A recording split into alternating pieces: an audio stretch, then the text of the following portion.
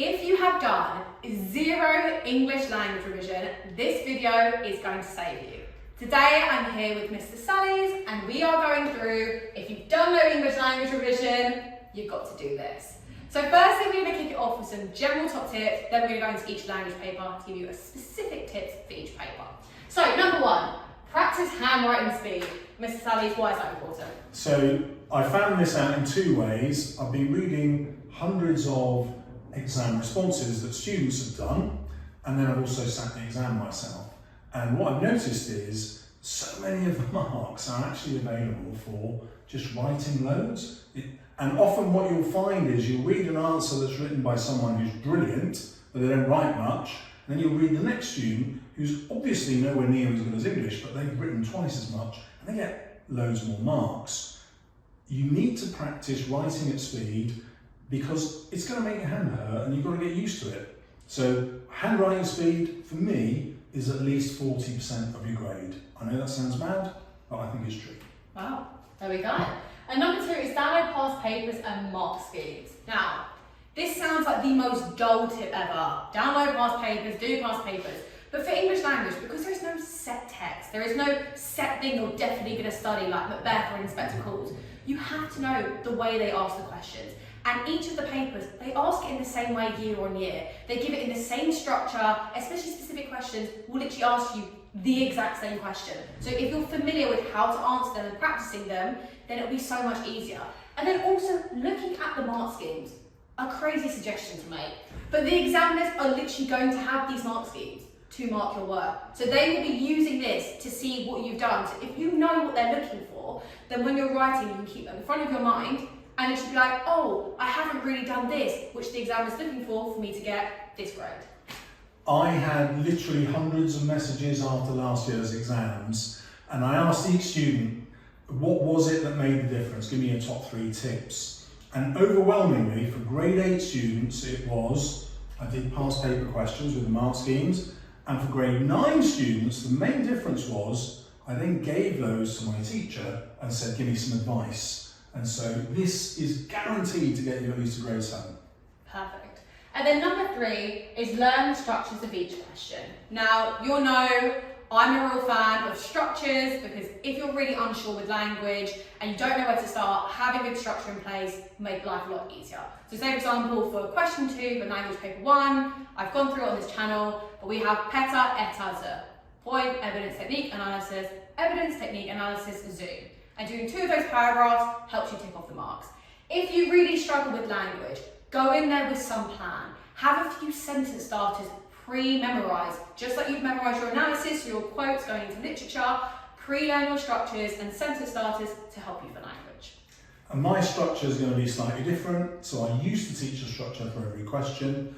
And then I thought, actually, that's really hard to remember each one. You know, there are 10 questions.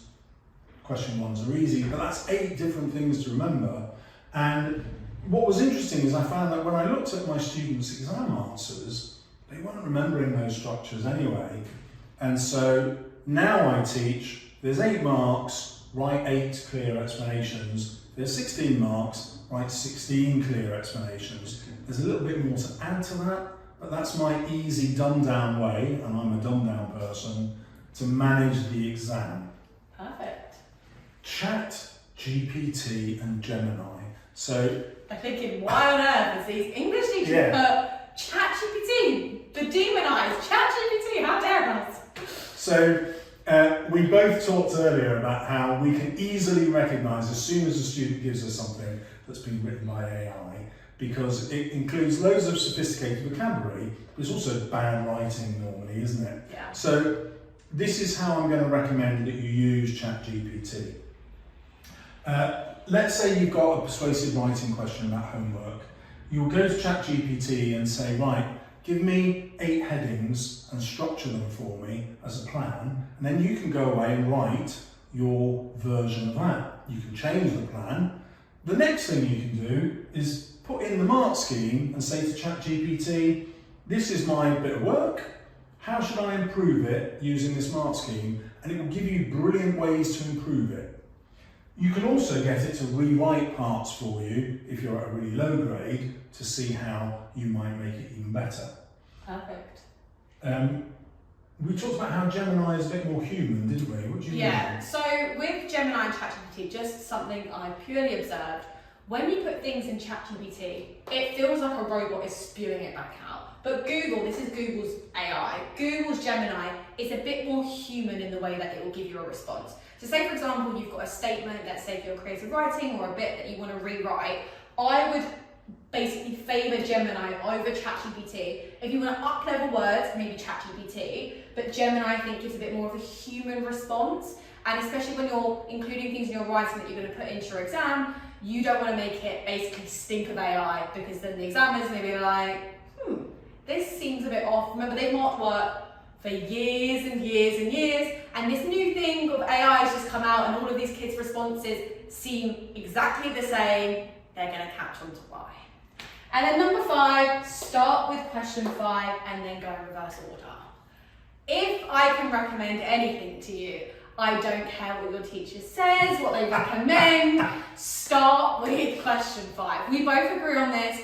It is worth 50%, and let me just emphasise, 50% of your whole English language mark. Your whole English language mark. So if you're going to leave time for anything, it has to be question 5. Because you do not want to get to, which so many students do, and through no fault of their own because they haven't been taught to start with question 5, get to question 5, have 20 minutes for it, and you quickly just write down things that don't have time. It's worth 50% of the whole paper. Start with it. If you then have no time at the end, you have no time for question 1. And you can quickly jot that down, have a read through lines 1 to 4, and then it's easy.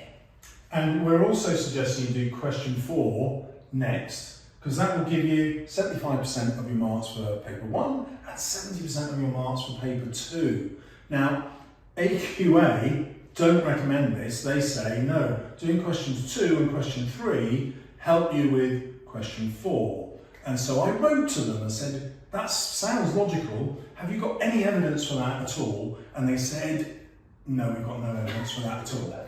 Perfect, great. And if you think about it as well, guys, if any of you know how exams mark, you might not like this. The examiner won't mark your 1 to 5. They're not likely to have all of your questions 1, 2, 3, 4, 5.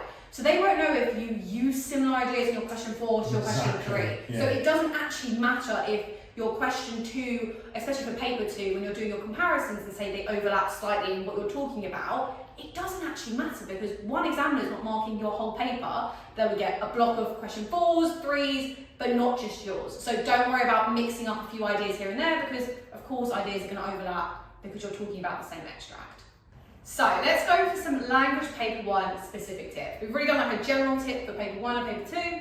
Let's go for language paper 1. So pre-write creative writing. Guys, this is a must. We are in agreement with this. This is a must. This isn't cheating. This isn't something you're not allowed to do. You can know what you're going to write in your creative writing before you even get into the exam. I know, craziness. But you can do it in multiple ways, and we'll both share like our individual ways of doing it. So ways that I would personally recommend is choosing like a hot or cold description.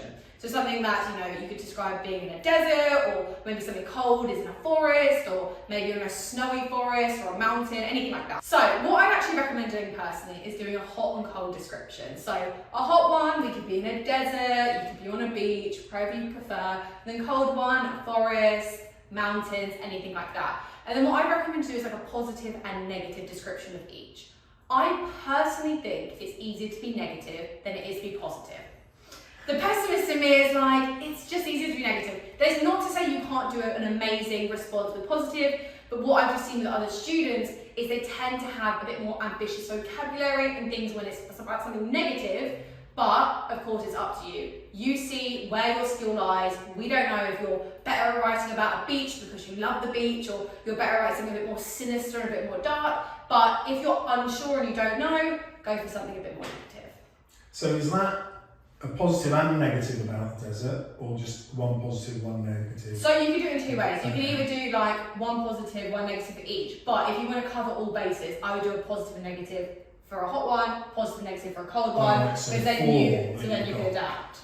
God, well, I'm a boy and boys obviously lazier, so I would do one positive weather setting description and then one negative weather setting description, and that gives me less to think about so I'm hoping I'll find it easier to adapt in the exam.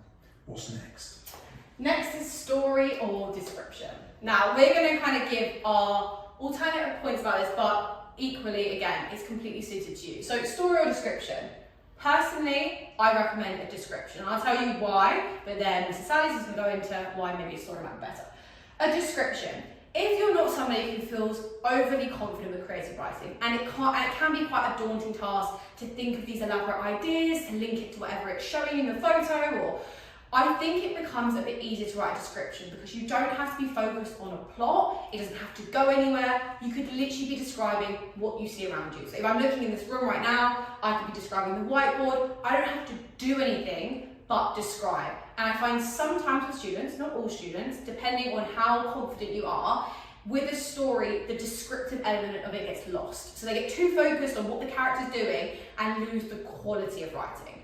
But Mr. Sally's, what do you think about the story / description debate? So this is a tricky one. So, but just for the sake of argument, I'm going story, okay?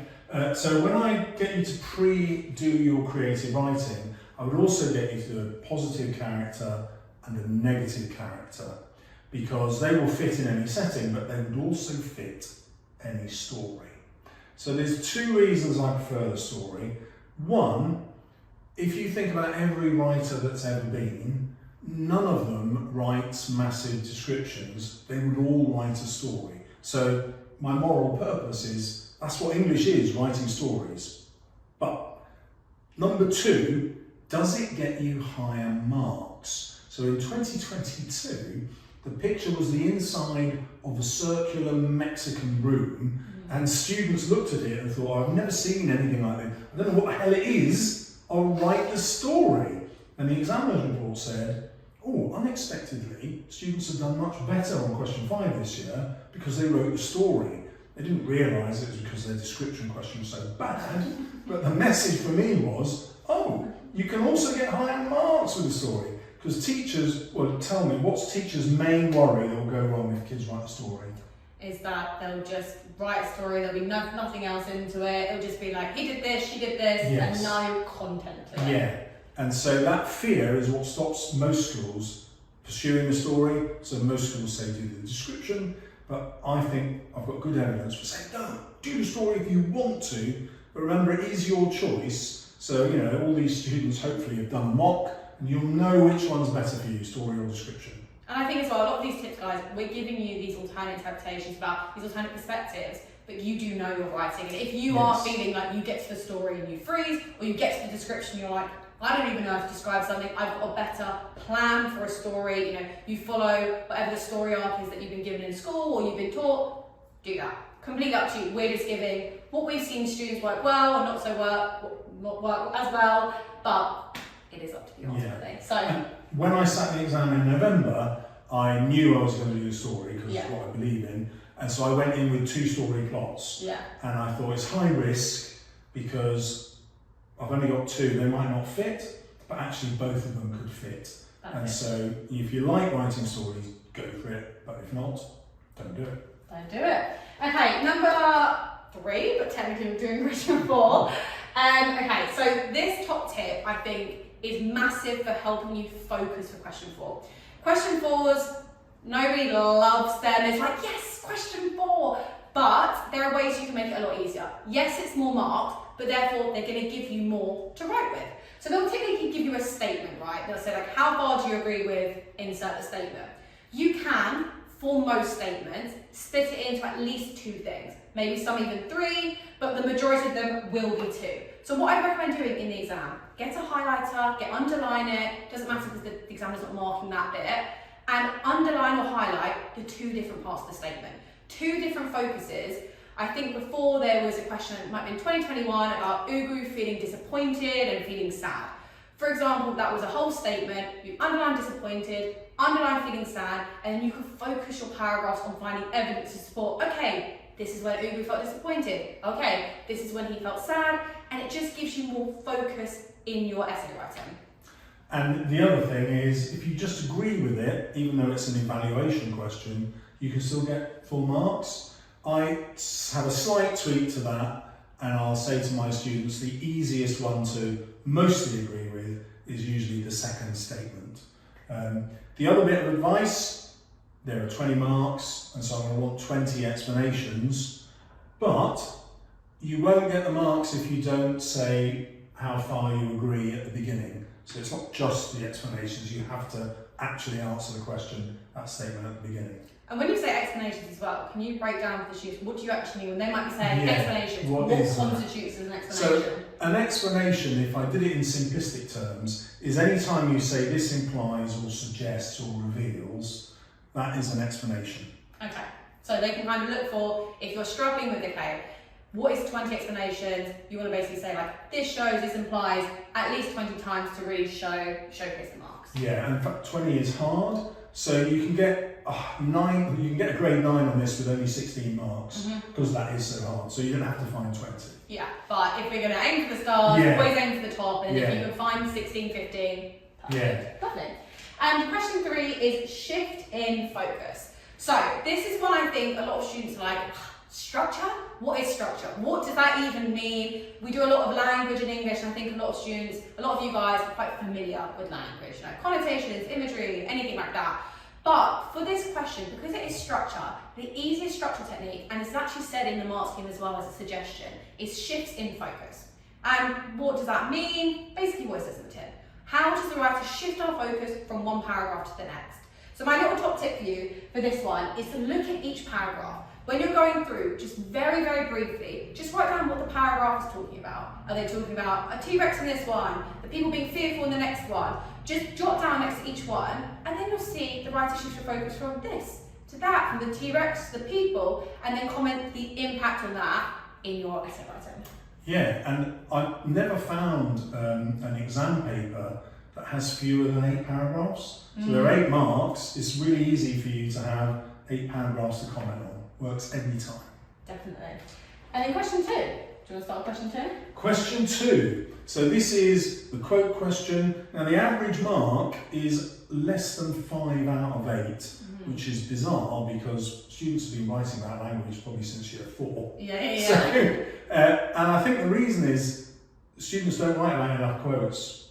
And if you write about 4 quotes and have 2 explanations for each, 2, this reveals, this implies, this suggests, this shows, you will easily get the 8 marks. You can split it other ways, but 4 quotes, 2 explanations for each, you're definitely sorted. And as well for question 2, and as we've kind of done on this channel before, if you want a bit of a structure for that does have those 4 quotes, we can use PETA, ETA, ZER, point, evidence, technique, analysis, zoom. So you can utilise that.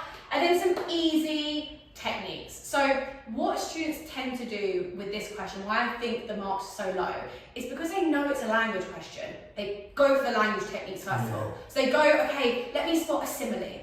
But then they can't say anything about the simile. And that is what the examiner doesn't want. They know you know what a simile is. They know you know what a metaphor is. But you want to explain the effect of that, what that shows, what that demonstrates. So an easy way to go around that, find the quote first. Find the quote first. They're going to give you the extract anyway for this question. So you can have a little look, you don't have to go back into the extract, it's going to be there. Have a look at the 4 quotes that you're going to use, then pick out a technique. And if you are struggling with techniques, we've got 2 really easy ones here. Connotation is like a word associated with another word, so basically think of it almost like a synonym. And then imagery. What image does it create? What image does it create in your mind, the reader's mind, anything like that? They're just some easy ones that you can pick out for most quotes. And that is actually most of the terminology you'll need. So even if you don't remember what the actual techniques are, you can still get top marks just using those words. Perfect. Top tips for language paper 2.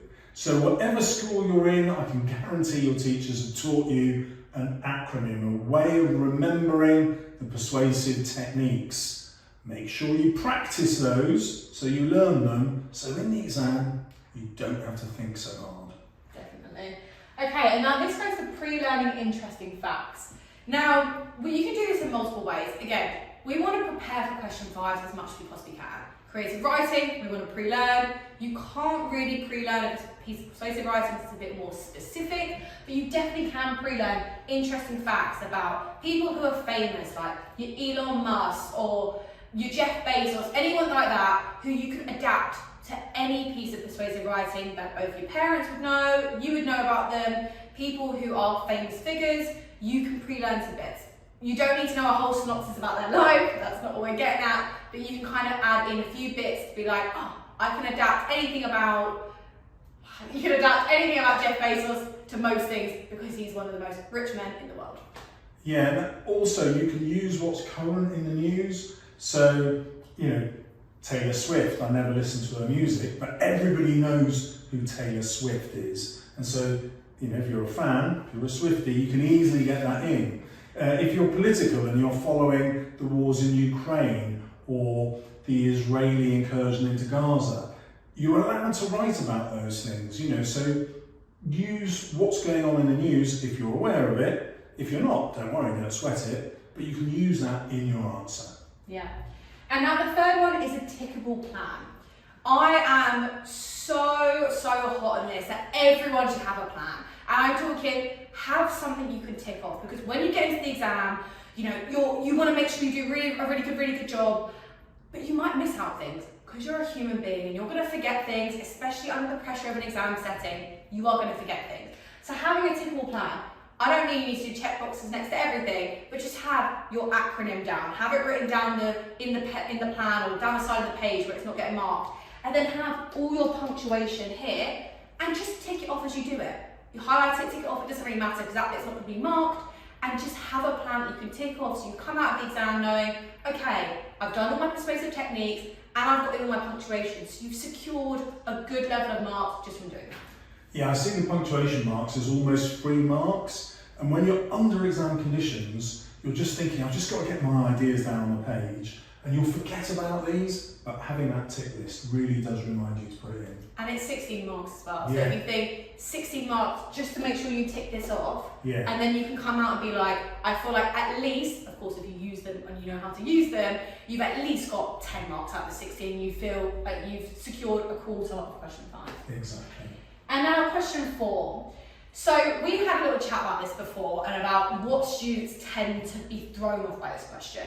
It's because it wants you to talk about the writer's point of view, their POV as you call it, What does that even mean? What is a point of view? Surely we all have a point of view, so what is actually a point of view? Yeah, it's annoying because the writer doesn't say, this is my point of view, so we're trying to give you a shortcut to work out what the point of view is in any bit of writing. So we've just basically translated to, instead of point of view, likes and dislikes. So if we were going to talk to you about something, you've got to pick out our likes and our dislikes. That's basically what formulates the point of view. So just have a little flick through, see what, the writer likes this, the writer doesn't like this. That tends to constitute their point of view. Yeah, and it's really easy to do once you do that because, let's say the writer's writing about camping, it's really easy for you to go, I don't think that writer likes camping at all. You don't have to think about it, it's suddenly obvious. Yeah, I think just rephrasing that is a really easy way for you to be like, that's their point of view. Okay, question 3. What do you think about question 3 for 6 quotes? Well, we haven't worked together before, and it's wonderful that so many of these things we're going, yeah, that's what I would do. And this is one of them. So, question 3 is 12 marks. The easiest way to get the 12 marks is have 6 quotes and interpret 2 things about each quote. And my interpret is implies, shows, reveals, suggests. Any of those will give you an interpretation, an explanation. So 2 per quote. You can write 12 quotes with 1 explanation each, but that's super hard. This we think is the easiest way.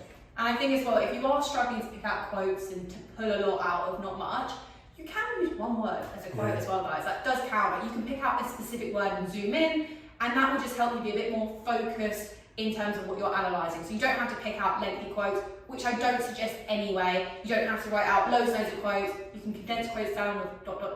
and insert quotes like that. You can have a 1-word quote, and that just helps you get those 6 quotes. So if you wanted to do 4 long quotes, 2 1-word quotes, totally fine, as long as you explain them. Yeah, that's made me remember what a lot of successful students do is they'll have like a 6-word quote and say something that this suggests blah, blah, blah. And then when they're doing that, they go, oh, and actually, if I write about this word in that quote, I can then easily get another mark. So it's not like a separate single word, it's already in the quote I've written about. Yeah, definitely. And question number 2 is techniques. So this is a comparison question. You don't have to go nearly as in depth as, of course, question 4, because the marks just are completely different.